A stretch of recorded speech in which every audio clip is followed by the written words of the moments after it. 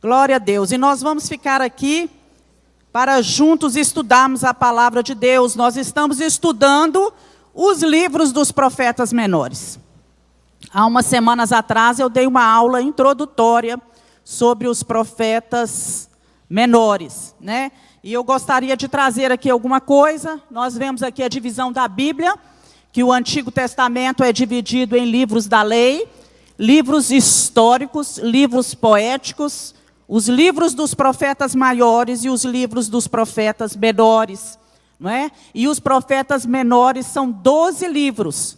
E nós começamos estudando Oséias e Joel. Hoje nós estudaremos Amós, não é? Sempre quando a gente decora para facilitar de 4 em 4. Oséias, Joel, Amós, Obadias, Jonas, Miqueias, Naum, Abacuque, Sofonias, Ageu, Zacarias e Malaquias, porque assim fica fácil você manusear a Bíblia. Vimos também que o local de atuação, alguns atuaram no Reino do Norte, porque a terra, depois que Salomão morreu, seu filho Roboão, não é, por falta de sabedoria, a terra foi dividida, e no Reino do Norte os profetas que profetizaram foram Jonas, Amós e Obadias. E no Reino do Sul, Joel, Naum, Miqueias, Abacuque, Sofonias, Obadias. E os profetas pós-cativeiros foram Ageu, Zacarias, Malaquias. Isso os menores, porque também os profetas maiores entraram aí junto com eles, profetizando. E hoje nós vamos falar sobre o livro de Amós. Gostaria que você abrisse sua Bíblia em Amós, deixasse aí aberto. O nome Amós significa carregador de fardos, aquele que carrega algo que é pesado. O profeta Amós, diz a palavra do Senhor, deixa eu abrir minha Bíblia aqui também, que ele não era descendente de profeta. Ele não tinha frequentado uma escola de profeta. Havia escolas que formavam profetas, assim como há seminários hoje que formam pastores. E ele é apresentado como um dos pastores da cidade de Tecoa. E eu trouxe aqui no mapa, para vocês verem aqui, olha, a cidade de Tecoa está bem aqui, ó, logo abaixo de Belém. Ficava 9 quilômetros de Belém. Eu sempre gosto de fazer comparação com a ilha, né? 2 voltas na ilha, você saía de Tecoa e ia para Belém, né? Era bem próximo, né? E ali está, olha, ali em laranja está o Reino do Norte, né, todo ali circulado, e em verde está o Reino do Sul. Então Amós, ele nasceu no Reino do Sul, não é? Mas ele foi chamado para profetizar no Reino do Norte. Foi assim que Deus expôs a ele o seu ministério. Ele era contemporâneo, ao mesmo tempo em que ele estava profetizando, acontecia muito isso, 2, 3 profetas estarem profetizando ao mesmo tempo. No tempo em que ele estava profetizando, Jonas e Oséias também estavam profetizando. E Isaías e Miqueias estavam profetizando no sul. Jonas e Oséias no norte, Isaías e Miqueias no sul. E o rei nessa época já era o rei Jeroboão II. A profissão dele, ele era, a Bíblia fala, nós podemos ver aí, que ele era eu achei muito engraçado essa palavra, boleiro, e eu, para falar a verdade, eu nunca tinha prestado atenção nessa expressão. Eu fiquei assim, gente, aí eu fui para a internet, né? Aí, boleiro, aquele que joga bola. Eu falei, meu Deus, isso aí eu imaginava, né? Ele é um boleiro. Joga bola, né, que joga futebol e tudo. E aí, pesquisando mais, né, você vai lá para o site GPT, né, vai lá, tem mais algumas informações.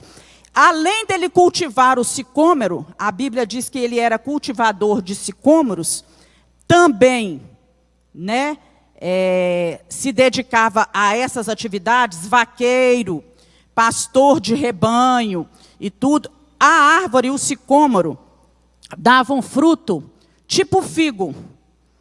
E o que o boleiro fazia? Ele era aquela pessoa que pegava aqueles frutos e raspava os frutos para que quando o fruto amadurecesse, ele estivesse mais doce. De vez em quando a gente não compra mamão e não risca o mamão, para o mamão amadurecer mais rápido, e diz também que ele fica mais doce. Era isso que o boleiro fazia, né? O boleiro fazia. Ele arranhava, às vezes com as unhas, ou às vezes com um instrumento de metal, para que aquele fruto amadurecesse, que quando chegasse o amadurecimento, ele estivesse mais doce. Então, somando essas atividades dele, né, tudo indica que ele tinha 3 profissões, mas não se sabe se ao mesmo tempo, se em cada época ele exerceu. Sobre a sua posição socioeconômica, havia algumas conjecturas. Não se sabe ao certo se ele era um pequeno proprietário, ali na cidade de Tecoa, dono do seu próprio pedacinho de terra, né, cuidando ali dos seus boizinhos, das suas vaquinhas, ou se ele pastoreava assalariado. A Bíblia não diz a respeito disso. E, como eu disse, ele foi escolhido por Deus sem ter esse estudo que muitos dos profetas tinham antes na escola de profetas. Deus o escolheu. Deus olhou para ele e viu, porque Deus é assim, Deus vê lá dentro no nosso interior, não é? Deus sabe quem nós somos, Deus sabe das nossas capacidades e sabe, além disso, se estamos dispostos a ser capacitados e treinados por Ele. Porque às vezes a gente olha assim, igual alguns profetas, e fala: Senhor, quem sou eu, né?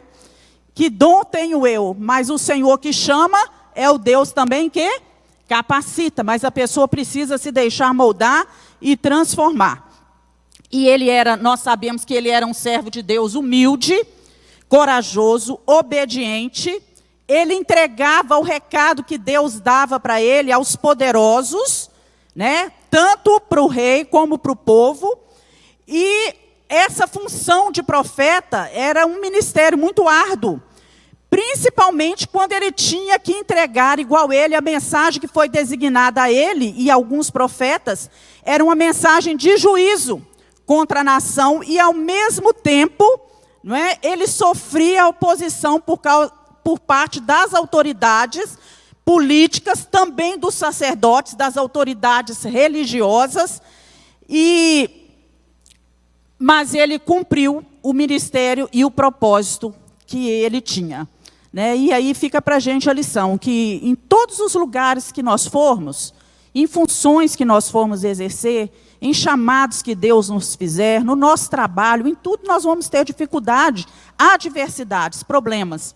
Mas nós temos que ser perseverantes, corajosos, né? Buscar a força que tem de Deus, que vem de Deus para cumprir esse propósito. Nós vamos ver agora alguns aspectos literários, não é? Quando a gente lê o livro de Amós, são apenas 9 capítulos, é um livro bem curtinho. Os profetas menores eram livros assim, livros menores, por isso são chamados de profetas menores, não porque eles eram homens numa posição inferior aos outros que eram os profetas maiores, mas nessa época havia um cenário de uma religiosidade intensa na nação. O povo, apesar de ser um povo religioso, era distante de Deus. Eles eram muito religiosos. Mas a vida espiritual deles era uma vida de aparência. Eles continuavam a praticar os rituais da lei, tudo que a lei exigia, e em alguns casos eles até excediam ao que a lei pedia. Mas o coração deles estava completamente afastado de Deus. Então, Amós, a profecia que ele traz, o tema do livro dele é o julgamento de Deus. Olha, a paciência de Deus está se esgotando, se é que a gente pode dizer assim, não é? Vai chegar o tempo do julgamento. E ele escreve essa mensagem. Primeiro ele prega a mensagem, ele foi um profeta oral, e depois é que ele vem escrevendo essa mensagem. E alguns, então, eruditos, teólogos, eles aceitam o fato de que ele tenha se servido do trabalho de alguns amanuenses, que eram escritores, redatores, pessoas que escreviam para os outros, para registrar o texto. Como Tércio fez para Paulo. Quando você lê lá em Romanos 16, 22, né, quando a carta de Romano é redigida, lá no capítulo 16, 22, há um versículo que fala assim: eu, Tércio, que esta carta escrevi, vos saúdo no Senhor. Então, Paulo usou aí de um amanuense, de um redator, para ajudá-lo a escrever a carta de Romanos. Essa profecia, ela foi dirigida a algumas nações. E eu coloquei ali do lado e marquei essas nações. Primeiro, a Síria, ali em cima. Ele profetiza para a Síria. Ele profetiza também para a Filistia, cá embaixo, né? Gaza, Asquelon, Asdod, que era a terra dos filisteus. Ele profetiza para os fenícios, lá embaixo, a capital era, lá em cima, a capital era Tiro. Ele vai profetizar para Edom, que está aqui. Profetiza também para Moabe. E profetiza para o reino de Judá e para o reino de Israel. Então, olha só no mapa, ele profetiza para todas as regiões. Deus falando do julgamento. O julgamento de Deus viria, mas sobre todas as nações. Era vergonhosa a atitude desses países.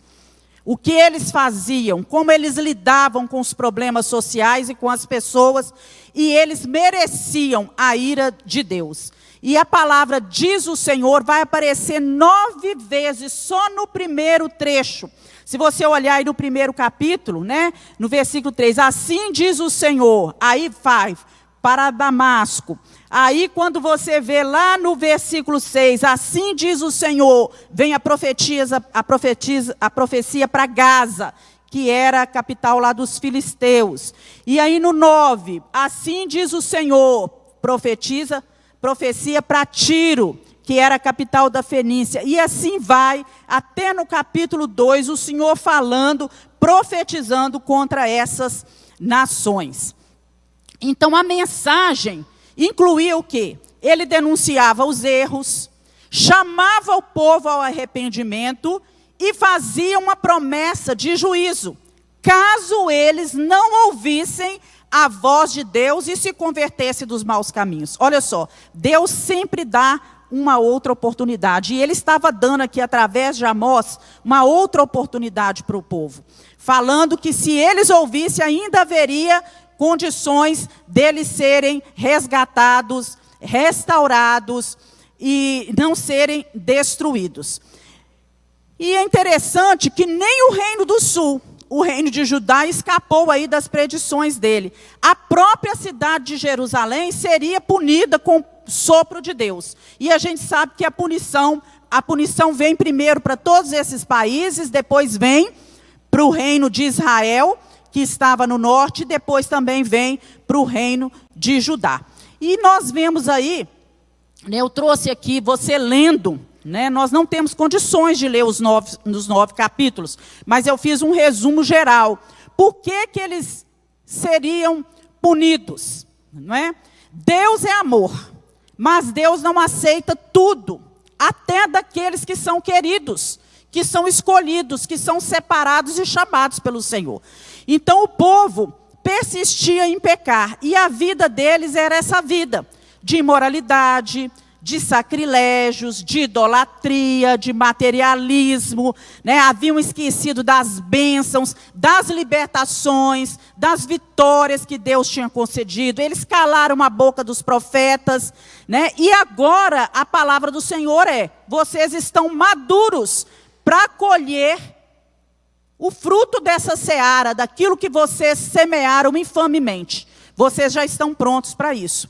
Então, como ele era um homem do campo, né, acostumado com pastoreio de gado, a cuidar da agricultura, a linguagem que ele usava era uma linguagem comum. Você vai lá ver ele fazendo um carro cheio de manolhos, que eram feixes. as vacas de Bazã. Ele compara as mulheres com as vacas de Bazã. O bramido de um leão, uma ovelha mutilada, não é? Um cesto de frutos de verão. E eu coloquei aqui, ó, o judiciário era parcial e desonesto. Irmãos, por que que o livro é atual? Porque nós vivemos hoje num mundo em que as coisas acontecem da mesma forma que acontecia naquela época. Há um remanescente, há um povo que serve a Deus. Mas a grande maioria do povo, olha só, imoralidade, idolatria, perversão dos religiosos, tanto dos profissionais, tá, entre aspas, porque eram aqueles, né, que tinham sido chamados, treinados, estudados para isso, como dos voluntários, que eram aqueles que eram colocados pelos próprios reis, né? Nós sabíamos que o sacerdócio, ele era um ofício que passava por uma tribo, né? Era a tribo de Levi. Mas os reis, principalmente do Reino do Norte, Jeroboão, quando ele assume e vê que o povo do norte viajava para Jerusalém para prestar culto, ele instituiu 2 lugares de adoração, onde ele colocou um bezerro de ouro. Eu estou falando aqui do primeiro Jeroboão, que foi o primeiro rei do norte, né? Aqui nesse tempo era Jeroboão II. Então, ele instituiu 2 lugares de adoração na própria terra de Israel, para que o povo não fosse a Jerusalém e ouvisse os sacerdotes que eram sacerdotes verdadeiros, mas os sacerdotes que ele, rei, havia escolhido para pôr dentro do templo. Então, violência, devastação, opressão ao pobre, culto abominável, aversão à disciplina. Era um povo rebelde, não aceitava autoridade, nem ser disciplinado, suborno, soberba e pretensão, desonestidade. Em todos esses versículos, a gente pode ler sobre isso aí, que acontecia naquela terra. E, além do mais, a oposição que ele sofria por parte dos religiosos, né? Porque ele profetizava uma profecia dura, mas nós sabemos que os outros, né, profetizavam, os outros profetas, os sacerdotes, ficavam passando a mão, não é bem assim, não vai acontecer assim, não é?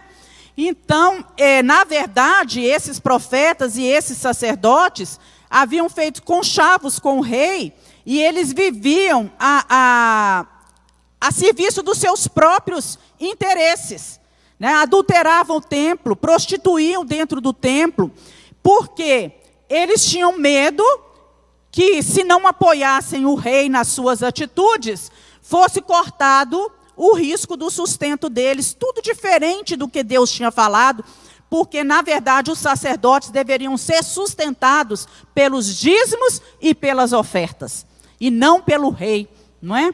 Então, havia essa mistura aí.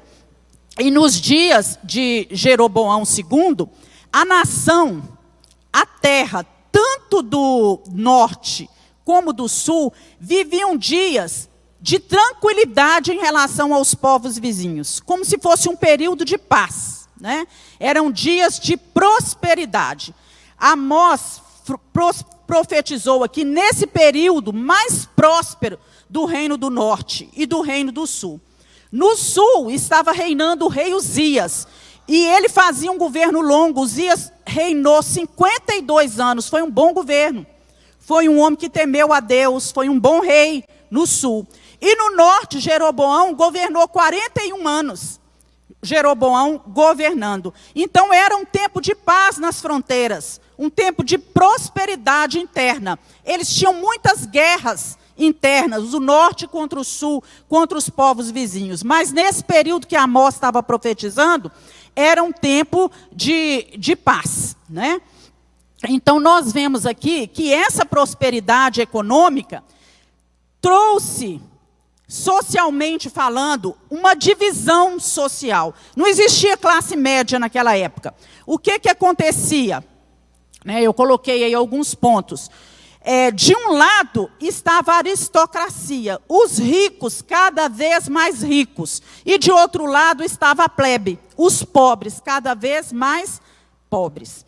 Aqui no livro de Amós fala o seguinte, que os ricos, além de terem as suas próprias casas, eles tinham casas de verão, casas de inverno, dormiam em camas de marfim, viviam em festas, viviam em bebedeiras. Está aí em Amós capítulo 6, olha aí para você ver.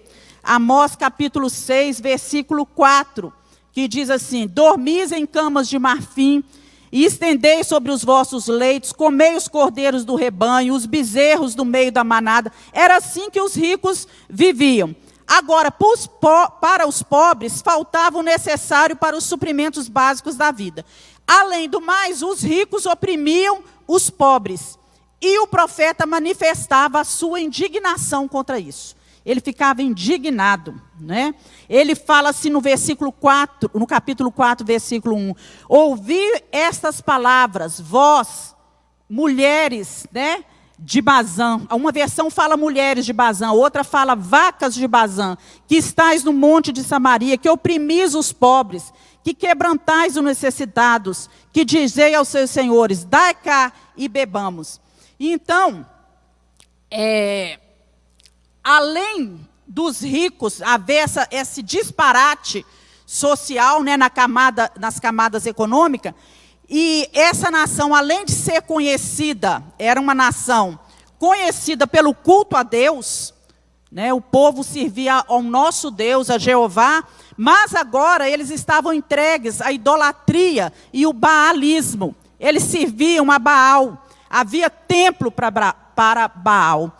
E eles substituíram, né, o nosso Criador por um bezerro de ouro em Betel. Na cidade de Betel havia um templo onde foi colocado um bezerro de ouro para que fosse adorado.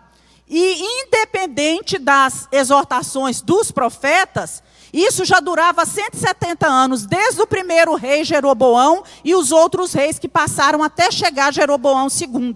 Esse povo estava servindo a Baal. Então, essa mistura de crença, né, essa opulência dos ricos, Deus fala que ele não aceitava o culto que esse povo prestava.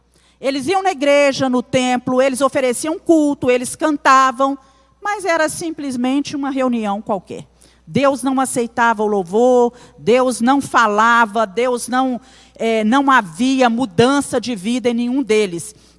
Havia, sim, muita música, muitas celebrações, mas aquela liturgia não agradava a Deus, né? O povo, ele se ufanava de seus cultos, eles se gloriavam das ofertas, dos dízimos que eles traziam, mas eles estavam totalmente enganados a respeito do caráter de Deus, porque eles achavam que enquanto Deus recebesse músicas, louvores e dízimos e ofertas, estava tudo bem, não é? Que Deus não ia se incomodar com a vida deles. Olha quanta ignorância. Deus tudo vê, não é? Deus sabe quando o louvor é sincero, Deus sabe se o dízimo e a oferta, se o dízimo é o valor do dízimo mesmo, não é? Deus sabe de todas as coisas, não é? E havia acabado também a sensibilidade, o amor ao próximo, como no mundo de hoje. O que a palavra do Senhor fala? O amor no coração das pessoas haveria de esfriar, e não é assim que a gente vê o mundo hoje? As pessoas com o coração totalmente frio, né? E algumas pessoas honestas, gente honesta, era vendido como escravas, se não pudesse comprar suas dívidas, pagar as suas dívidas. E a Bíblia fala que eram dívidas. E aqui em Amós, por exemplo, comprar um par de chinelos, comprar uma comida, se não pudesse pagar, eles eram vendidos como escravos para pagar essas dívidas. Coisas absurdas. E o pecado, ele estava tão enraizado e tão normatizado, que os pais e os filhos chegavam a se relacionar sexualmente com a mesma mulher. O que era proibido no Antigo Testamento, né? Profanando a santidade e o nome de Deus, totalmente. E era comum eles comerem as comidas que eram oferecidas aos ídolos.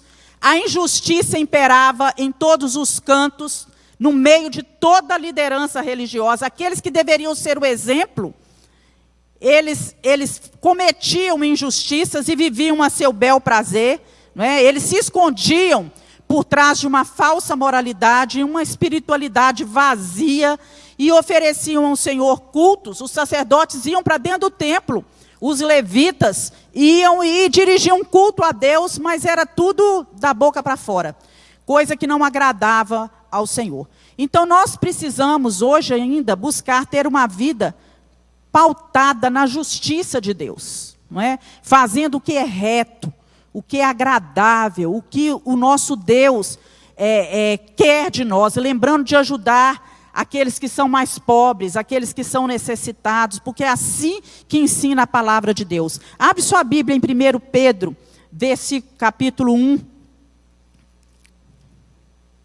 1 Pedro 1, versículo 14. Aqui diz assim: como filhos obedientes, não se deixem amoldar pelos maus desejos de outrora, quando viviam na ignorância. Mas assim como é santo aqueles que os chamou, sejam santos vocês também em tudo o que fizerem, porque está escrito: sejam santos, porque eu sou santo. Não é? Então é assim que Deus quer que a gente viva, né? Uma vida de santidade. E santidade inclui mudança. Mudança no caráter, das posturas, no jeito de falar, no jeito de pensar. Não é viver a mesma vida que a gente vivia outrora, quando nós estávamos na ignorância. Então Deus levantava os profetas. Já que estava acontecendo tudo isso, Deus levantava os profetas, como hoje Deus usa a sua palavra, levanta pessoas para pregar na frente da igreja, levanta gente para nos aconselhar. Então Deus levantava aqueles homens para denunciar o pecado daquela nação, para trazer aquele povo ao arrependimento, chamando eles ao arrependimento. Vocês precisam se arrepender. Mas quando a mensagem não era acatada, Deus trazia o quê? Uma punição imediata. Deus punia o povo, né? Às vezes, meus irmãos, como é aqui no livro de Amós, nem mesmo esse método da punição de Deus funcionava. Deus punia e não estava funcionando mais os castigos que Deus mandava. Amós capítulo 4, volta lá no livro de Amós capítulo 4, olha o que o Senhor fala, no versículo 6. Por isso vos dei, eu coloquei ali, vos dei limpeza de dentes em todas as vossas cidades. O Senhor estava falando com o povo que ele tinha enviado a fome, quer dizer, os dentes não tinha comida para comer, então os dentes estavam limpos, né? Eu lhe dei limpeza de dentes, mas não houve arrependimento. Deus envia também a seca, ele fala aí, né? Faltando ainda 3 meses, eu retive no versículo 7, retive a chuva quando faltava 3 meses para a ceifa. Deus mandou a seca, mas não adiantou. Deus mandou, aí no versículo 9, feri-vos com queimadura, ferrugem, a multidão das vossas hortas, das vinhas, das figueiras, das oliveiras. Foi tudo comido pela locusta, gafanhoto, né? Então Deus mandou aí uma peste de gafanhotos. Também não adiantou. Comeu a plantação deles, né? Isso não chamou a atenção do povo. Muitos jovens foram mortos a fios de espada. Olha só, enviei a peste contra vós à maneira do Egito. Os vossos mancebos matei a espada. Os vossos cavalos deixei levar preso. Mas também não resolveu. E Deus fala ainda, por último, que algumas cidades também, olha, subverti alguns dentre vós, como Deus subverteu a Sodoma e Gomorra. Mas também não adiantou. Quer dizer, algumas cidades tinham sido destruídas, mas nada adiantou. Então, quer dizer, os métodos que Deus usava não estavam mais funcionando com aquele povo. Mesmo que Deus mandasse o castigo, esse povo havia magoado profundamente o coração de Deus. Aí no capítulo 4, é engraçado que ele, ironicamente, né, ele fala com com Betel e com Gilgal, né? Continuem pecando, não é? Que antes eles eram lugares sagrados do passado, agora eram centros de idolatria. Betel e Gilgal eram centros de promiscuidade, de sacrifícios impuros, né? E a punição de Deus não teve efeito nenhum, né? E aí no capítulo 5, o Senhor vem falando com eles: prepara-te, Israel, para te encontrares com o teu Deus. Viria, né, um julgamento maior da parte de Deus, né? Então ele condena as iniquidades do povo, mas ainda fala para o povo: buscai a Deus e vivei. Se vocês buscarem a Deus, vocês vão viver, né? Abre sua Bíblia em Amós capítulo 5. Quer dizer, Amós dava ainda uma esperançazinha, ainda que fosse pouca, mas ele dava uma esperança. Se vocês buscarem a Deus, vocês vão viver. Apesar de vocês estarem fazendo o que é mal, das transgressões serem graves, vocês vão viver, ainda vocês podem escapar. E o povo ficava assim, pedindo, que estava doido para chegar o dia do Senhor. Nossa, o Senhor podia chegar logo, né? Deus podia voltar logo. Aí no versículo 5, 18, começa aí no 18, ele fala assim: ai daqueles que desejam o dia do Senhor, para que quereis vós este dia do Senhor? Dia de trevas será e não de luz. Como se um leão fugisse de diante, como se um homem fugisse de diante do leão e se encontrasse com ele o urso. Ou como se entrando numa casa, a sua mão encostasse à parede e ele fosse mordido por uma cobra. Não será, pois, o dia do Senhor trevas e não luz? Não será completa escuridão, sem nenhum resplendor? Aborreço, desprezo as vossas festas, as vossas assembleias solenes, não me dão nenhum prazer. E ainda que me ofereçais holocaustos, ofertas de manjares, não me agradarei delas, nem atentarei para as ofertas pacíficas de seus animais gordos. Afasta de mim o estrépito dos teus cânticos, porque não ouvirei as melodias dos teus instrumentos. Corra, porém, o juízo como as águas, e a justiça como o ribeiro impetuoso. Então Deus falando que tudo que eles faziam, Deus não estava aceitando, que era bobagem. Eles ficarem pensando, Deus podia voltar logo, o dia do Senhor pudesse acontecer, porque aquilo que ele esperava que seria para eles um dia de salvação, seria dias de trevas. Eles não estavam preparados para esse dia. E que diante de tamanha rebeldia, né, Deus, cansado de tamanha rebeldia, Deus exigia agora uma justiça plena, abundante como um rio, que viesse, né, fazendo uma inundação, que levasse, que limpasse, purificasse toda a terra da abominação daquele povo. Nós aprendemos aqui na palavra de Deus que o povo de Israel, ele foi um povo separado, escolhido. Deus escolheu Abraão. Abraão, sai da tua terra. Vai para uma terra que eu te mostrarei, de ti eu farei uma grande nação. Foi a partir de Abraão que veio a nação, esse povo de Deus, né? Então, eles eram descendentes de Abraão, de Isaac e Jacó, então eles tinham privilégios. Era um povo privilegiado. Eles eram mais abençoados que os outros povos. A presença de Deus ia adiante dele. Deus caminhava com eles, Deus fazia milagres no meio deles, Deus lutava as batalhas deles, as guerras deles, né?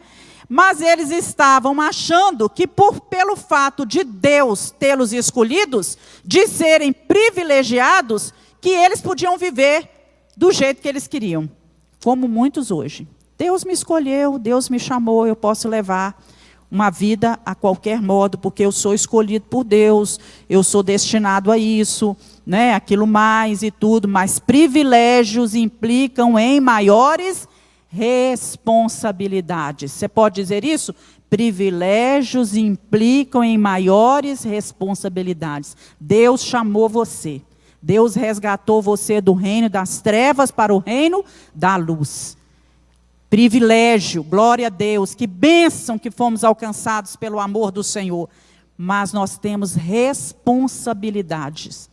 Responsabilidade de exalar o perfume de Cristo, de resplandecer a glória de Deus, de ser luz, de dar testemunho, de dar exemplo, de postar como um verdadeiro cristão. Aquilo que a gente fazia antes, agora a gente não pode fazer mais. É uma vida de separação, de santificação. É isso que Deus quer de nós. Agora, eles se esqueciam que havia também sobre a vida deles promessas de muitas bênçãos, mas também havia promessas de maldição, caso eles desobedecessem a Deus e seguissem os deuses pagãos dos povos vizinhos, que era o que eles estavam fazendo, não é?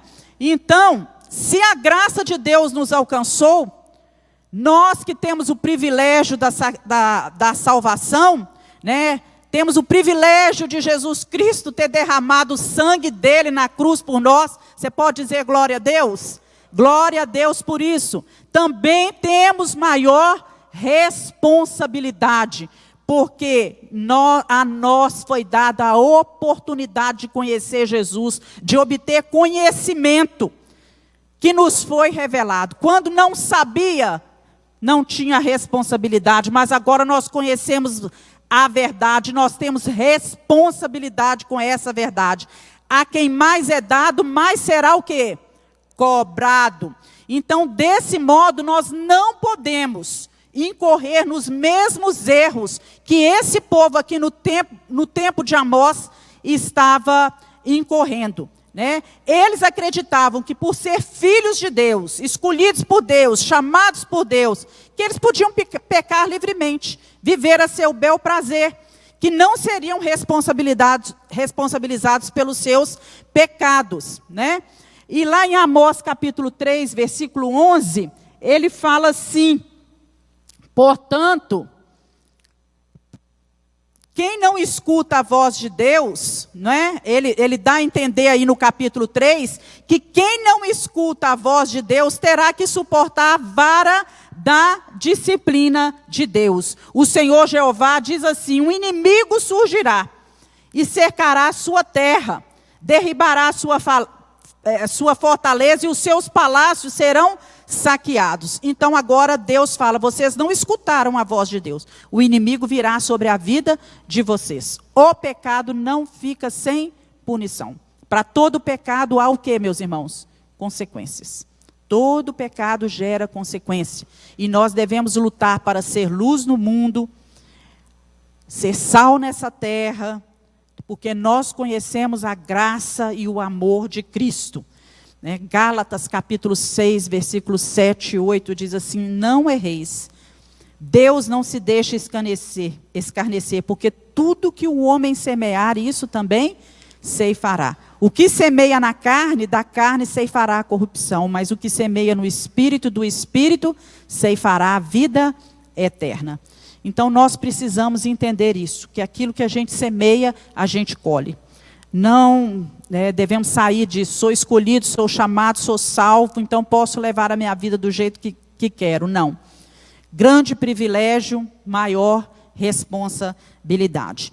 E quando nós chegamos no capítulo 7, Amós tem 5 visões que vão ressaltar aí o julgamento de Deus. E a primeira visão que ele tem é a visão dos gafanhotos, que devoravam, que comeram as plantações. A Bíblia fala primeiro as plantações do rei, porque tudo que o povo plantava, a primeira parte era do rei, a primeira ceifa, a primeira colheita era do rei. Eles exigiram um rei, quiseram um rei, agora plantava, tudo que colhia primeiro era do rei. Então a destruição foi total na primeira colheita que eles fizeram, que não sobrou nada para a segunda ceifa. Para eles não sobrou nada. Os gafanhotos comeram tudo. E o profeta, então, o que acontece nessa primeira visão? Ele se compadece daquele povo, ele ora, ele intercede, ele é um intercessor, ele clama, ele chora pelo povo, e Deus, então, retira a sua mão, a sua punição. Como ele, nós precisamos ser o quê? Intercessores. Nós devemos orar, chorar, clamar pelo nosso país, clamar pela nossa família, clamar pela nossa igreja, porque muitas vezes quando nós oramos, nós clamamos, nós choramos diante de Deus, a mão de Deus, às vezes que ia fazer determinado juízo, ela é guardada, ela se encolhe assim e Deus dá novas oportunidades. A segunda visão foi a visão do fogo. Amós viu o fogo que ameaçava as águas e a terra, e mais uma vez, esse fogo representa aí a seca que veio, tamanha seca que as coisas pegavam fogo, e ele mais uma vez vai clamar, vai orar pelo povo, e mais uma vez o Senhor volta atrás. Isso está lá em Amós capítulo 7, primeiro do versículo 1 a 3, falando da visão dos gafanhotos, e do versículo 4 a 6, falando da visão do fogo. Na terceira visão que ele tem, ele vê o Senhor medindo a casa de Israel com prumo, né? Naquela época usava muito prumo, hoje já tem ferramentas muito mais modernas para poder fazer medição, mas o prumo ainda é muito usado, né? Então Deus notou que aquela casa estava inclinada, prestes a cair. O povo construiu a casa com material secular e mundano, em vez de usar com a matéria-prima providenciada por Deus. E aqui nós estamos falando, não de casa, né, era representativo, estava medindo paredes, mas estava se referindo à vida espiritual, porque nós temos aqui dentro de nós uma casa espiritual. Então a vida espiritual do povo estava sendo medida, e o material que eles usaram não era bom material, era material mundano. Então o que acontecia aqui? O profeta dessa vez não intercede. Ele percebeu aí no versículo, capítulo 7, de 7 a 11, ele percebeu que era impossível evitar aquela derrocada. A casa estava inclinada e a casa iria cair. A quarta visão dele, ele vê um cesto de frutos. Frutos simbolizando, frutos maduros, simbolizando que o povo estava pronto, estava maduro para ser colhido e agora seriam julgados. E o Senhor declara que é o fim. E na quinta visão, ele vê aí, né, a visão dos juízos de Deus, que está em Amós capítulo 9, de 1 a 10. Né? A ira, o derramamento da ira de Deus continua, e Deus, Amós declara agora que não havia mais esperança para o povo. Ele viu o Senhor sobre o altar, e viu Deus dando ordem para quebrar os capitéis, que eram as colunas do templo idólatra, para que esse edifício caísse sobre o povo. Então nós vemos aí Deus de várias formas, usando visões, usando profeta para poder falar com aquele povo. E diante desse cenário de muita religiosidade, de injustiça, de corrupção, de opressão, o profeta Amós enfrentou muita oposição quando ele transmitia a palavra de Deus. Um sacerdote de Betel, que se chamava Amazias, ele tentou expulsar Amós do país. Quando ele ouviu que as palavras de Amós confrontavam o povo e os pecados do povo. Então ele vem com falsos subterfúgios. E nós vemos aí, né, em Amós capítulo 7, versículo 10, que ele vai até o rei Jeroboão, e ele mente, fazendo para obter a aprovação de Deus, para obter sucesso nos seus intentos contra a vida de Amós. Ele mente para Jeroboão, usa o povo contra Amós, né, desdenha da origem do profeta, e é muito lindo, porque quando ele faz isso, né, Amós capítulo 7, olha aí em capítulo 7, versículo 15 a 17, ele desdenha dele, falando que ele não era profeta, que ele não é nem filho de profeta, mas que ele era boeiro, né, e cultivador de sicômeros. Algumas versões falam boeiro, boieiro, e outras falam boleiro, né? Então aí Amós 7, 15 a 17 diz assim: e respondeu Amós dizendo a Amazias: eu não sou profeta, não sou filho de profeta, mas boiadeiro, cultivador de sicômoro. O Senhor me tirou de seguir o rebanho, e o Senhor me disse: vai e profetiza ao meu povo, ó Israel. Agora, pois, ouve a palavra do Senhor. Tu dizes: não profetizes contra Israel, nem fales contra a casa de Isaque. Portanto, assim diz o Senhor: tua mulher se prostituirá na cidade, teus filhos e tuas filhas cairão à espada, e a tua terra será repartida a cordel. Tu morrerás da terra imunda, e Israel certamente será cativo para fora da sua terra. E realmente isso veio acontecer, porque nós vemos aí que no ano de 722, a Assíria invade o reino do norte e leva esse povo cativo, né, para o reino do norte, e esse povo nunca mais eles retornam, né, como o reino do sul foi levado cativo anos mais tarde, mas o rei Ciro baixa um decreto, né, quando é o Império Medo-Persa que está lá, baixa um decreto e o povo retorna para a terra de Jerusalém depois de 70 anos do cativeiro. E o livro vai terminar com uma mensagem escatológica, né? Ele termina, Amós falando para um tempo, né, que ainda não aconteceu, que nós ainda não chegamos nele, nem sei se chegaremos. Se Deus quiser, nós já estaremos na glória, né? O profeta faz referência ao reino milenar, faz predições a esse período, que seria um período de paz, de prosperidade sobre o governo divino, que envolve o povo escolhido. Ele fala então, aí no capítulo 9, a gente lê aí ele fazendo menção a esse tempo de 1000 anos sobre a terra, tempo de paz, onde o leopardo passeia com a corça, onde ninguém força a natureza para viver, né? Ele vai falando aí de algumas coisinhas que acontecerão aí nesse tempo, né? Ele fala assim, ó, plantações, né, na terra, tudo vai florescer, os animais vão caminhar uns com os outros, né, os homens viverão em paz. E para terminar, eu gostaria de trazer um resumo, eu fiz um resumo do que nós, no dia de hoje, o que representa Amós para a gente, lições práticas para a nossa vida. E está aqui, Amós é um intercessor. Não fala apenas de Deus para o povo, mas fala do povo para Deus. Não podemos separar a pregação de oração. Você concorda com isso? Nós pregamos, nós falamos, nós testemunhamos, mas nós temos que orar por aqueles que estão ao nosso redor.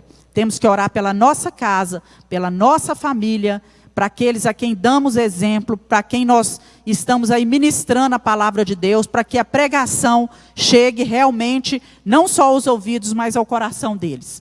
Assim como Amós chorou pelo povo de Israel, devemos chorar diante de Deus pela corrupção e a queda política do nosso país.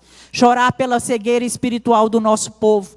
Chorar a corrupção moral e a queda dos valores e princípios. Amém, meus irmãos? Nós temos o dever de chorar diante de Deus, clamar, né, diante de Deus, pela vida do nosso país, né, pedir a Deus que tenha misericórdia desse governo nosso, que Deus mude a história do nosso país. Precisamos pedir forças para levarmos a palavra da salvação a toda criatura, a fim de que aqueles que ouvirem sejam salvos, e aqueles que desprezarem a palavra não tenham desculpas de que não tiveram oportunidades de arrependimento. Aí entra aqueles que trabalham conosco, aqueles que estão no seu escritório, que trabalham na sua casa, sua funcionária doméstica, sua faxineira, sua passadeira, sua lavadeira, essas pessoas que cruzam o nosso caminho, elas são responsabilidade nossa, e nós temos que chorar diante de Deus por elas, e levar a palavra do Senhor a elas.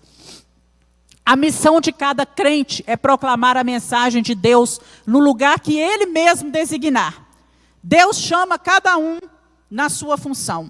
Aqueles que são médicos, Deus plantou você ali naquele hospital, naquele consultório, né?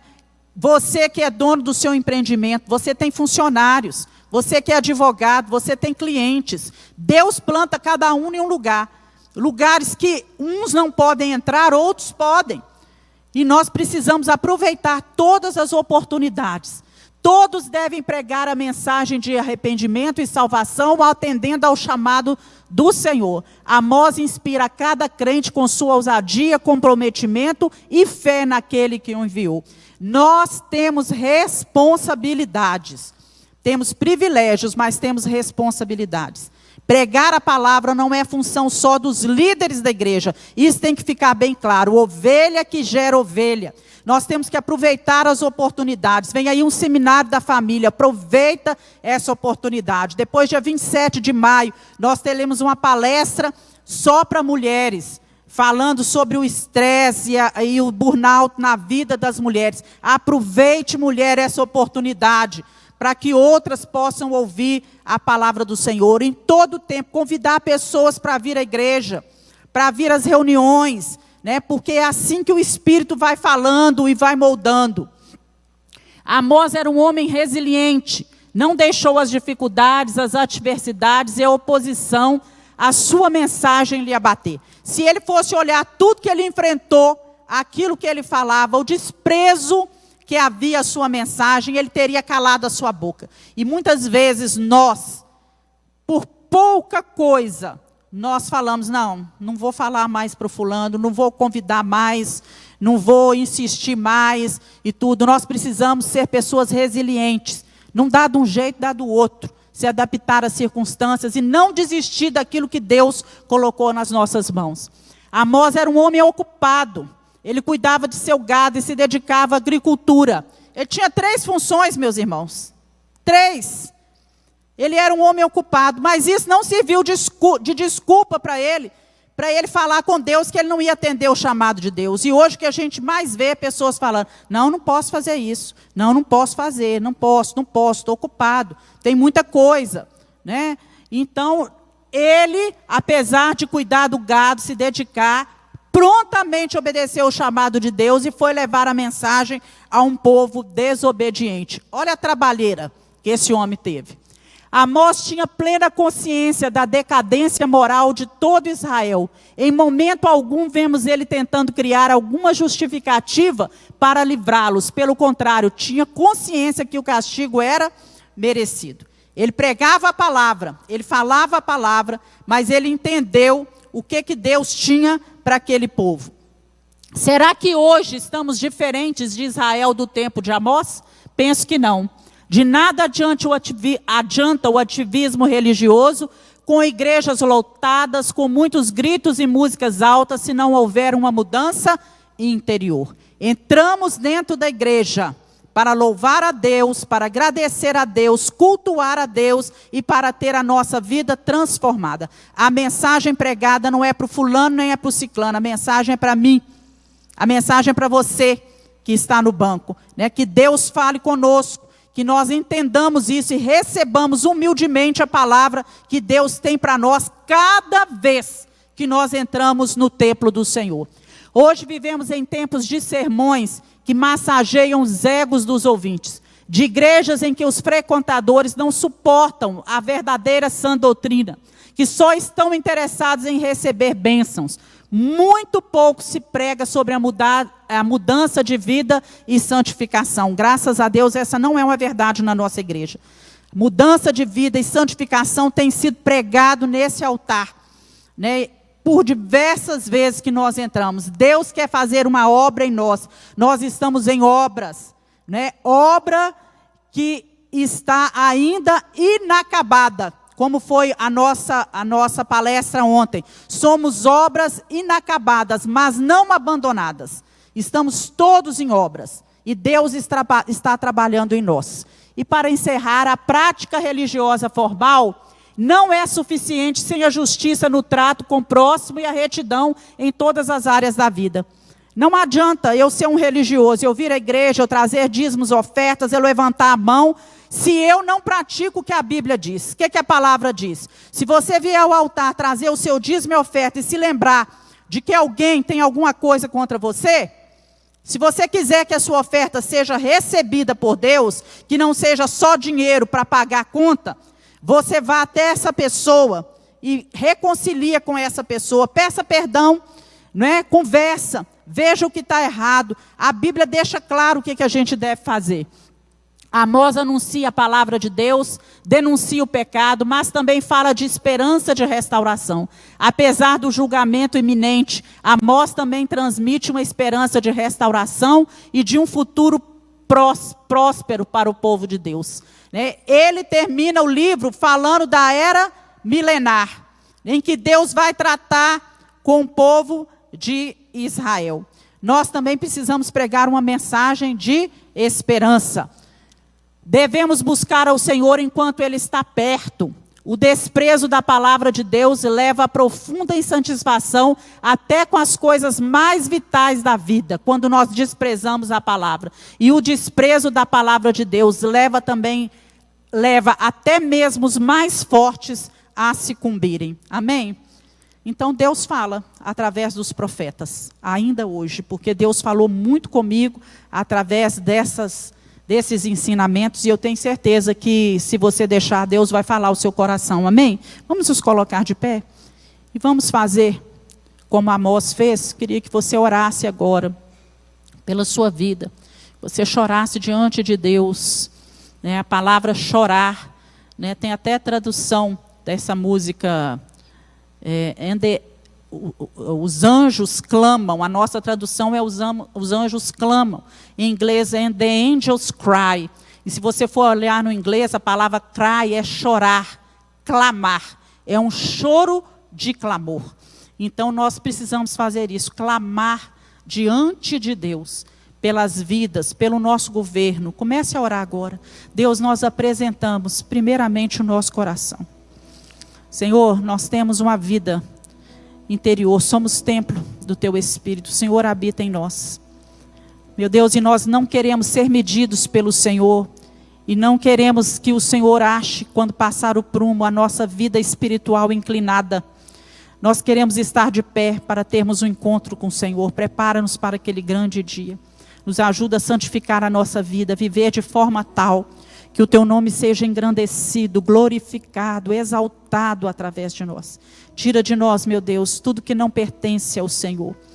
Deus, todo orgulho, toda vaidade, tudo, ó Deus, que não agrada ao Senhor. Que a bênção do Senhor esteja sobre a nossa vida. Que o Senhor, meu Deus, acrescente a cada um de nós maturidade. Que as coisas de criança fiquem para trás.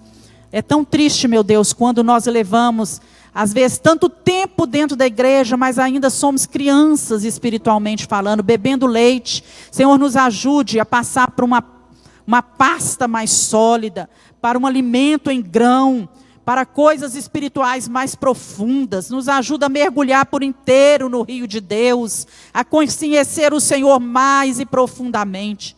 Senhor, abençoa a nossa cidade, muda a história da nossa cidade a cada dia. Nós clamamos pela nossa nação.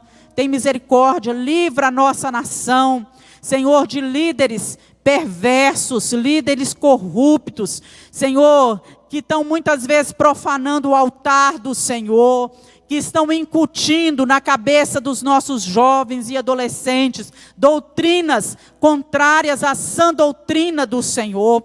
Nós pedimos, ó Deus, que o Senhor tome o nosso presidente. Senhor, abençoe os governadores, abençoe os prefeitos, que haja paz na nossa cidade, na nossa nação, para que possamos viver em paz. Que a mão do Senhor nos sustente e que possamos viver cada dia, Senhor, dando um passo aqui e outro passo lá, crescendo diante do Senhor e vivendo uma vida inteiramente agradável ao nosso Deus. Não nos deixe calar os nossos lábios, abre a nossa boca.